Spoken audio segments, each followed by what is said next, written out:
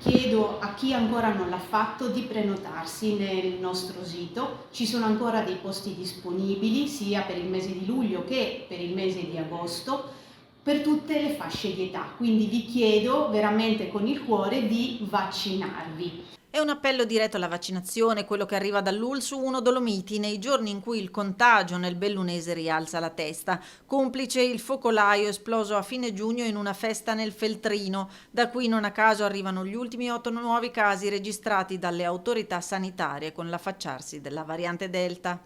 Abbiamo scoperto, grazie al sequenziamento, che alcune di queste positività purtroppo hanno dato esito per la presenza anche della variante Delta, che come sapete in questo momento è estremamente contagiosa e si sta diffondendo molto velocemente anche non solo nel nostro territorio, ma purtroppo in tutta la nostra regione e anche in Italia.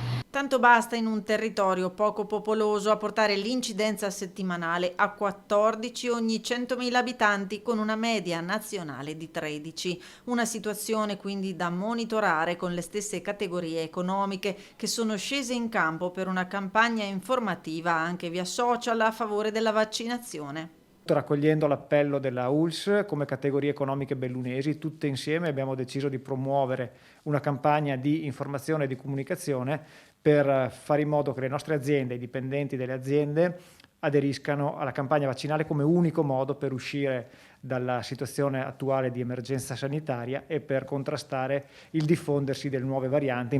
Confindustria, Confartigianato, APACNA, CIA, Coldiretti, Confagricoltura, tutti insieme per un messaggio potente. Il nostro invito è anche ad avere fiducia non solo nelle istituzioni sanitarie, ma anche e soprattutto nella scienza, che ha fatto un miracolo rendendo disponibile più vaccini sicuri ed efficaci in pochissimi mesi. Il nostro dovere è quello di non vanificare gli sforzi e i risultati che siamo riusciti a raggiungere.